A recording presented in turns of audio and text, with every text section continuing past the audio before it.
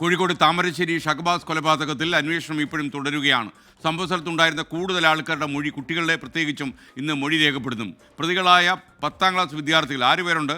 ഇന്ന് അവർ രണ്ടാമത്തെ പരീക്ഷ എഴുതുകയാണ്. അപ്പോഴും ബാക്കിയാണ് ഷഹബാസ് എഴുതേണ്ട ആ പരീക്ഷാ ഹാളിലെ ബെഞ്ച് ഇന്നും കാലിയായി കിടക്കും. ആ ബെഞ്ച് കാലിയാക്കുന്നത് ഒരു കണ്ണീർ പുഴ ഒഴുക്കും ഇവരുടെ മാതാപിതാക്കളുടെ ഉള്ളികളിലേക്ക്. അതറിയാം നമുക്ക്.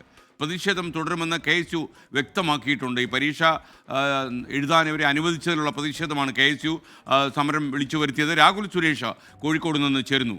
Rahul, good morning. പറയൂ രാഹുൽ, യഥാർത്ഥത്തിൽ സംസ്ഥാന സർക്കാർ അല്ല ഈ പരീക്ഷ എഴുതാൻ അനുവദിച്ചിട്ടുള്ളത് എന്ന് നമുക്കറിയാം. പക്ഷേ അത്തരമൊരു പ്രചാരണമൊക്കെ നടക്കുന്നുണ്ട്. പറയൂ. Good morning. ഷഹബാസ് കൊലപാതകവുമായി ബന്ധപ്പെട്ട് പോലീസ് അന്വേഷണം അടുത്ത ഘട്ടത്തിലേക്ക് നീങ്ങുന്നു എന്നാണ് അന്വേഷണ സംഘവുമായി ബന്ധപ്പെടുമ്പോൾ നമുക്ക് ലഭ്യമാവുന്ന വിവരം. കുടുംബം ഉൾപ്പെടെ നേരത്തെ പറഞ്ഞിരുന്നു, ഈ അക്രമം നടക്കുന്ന സമയത്ത് കൂടുതൽ ആളുകൾ ഈ സംഭവ സ്ഥലത്ത് ഉണ്ടെന്ന് പിതാവ് ഉൾപ്പെടെ പറഞ്ഞിരുന്നു.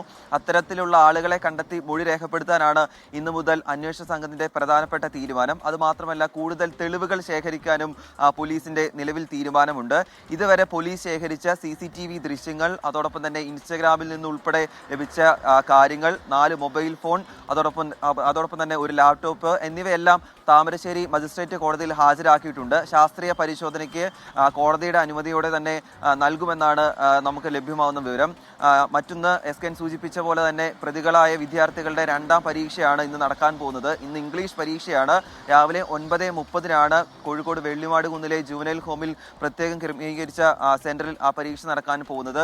പല രീതിയിലും ആരോപണങ്ങൾ ഇപ്പോഴും ഈ പരീക്ഷയുമായി ബന്ധപ്പെട്ട് നടക്കുന്നുണ്ട്. പക്ഷേ നിയമത്തിന്റെ ആനുകൂല്യം പ്രതികൾക്ക് അനുകൂലമാണ്. അതുകൊണ്ട് പരീക്ഷ എഴുതിക്കാതെ മറ്റ് നിർവാഹമില്ല എന്നതാണ് ഏറ്റവും പ്രധാനപ്പെട്ട കാര്യം.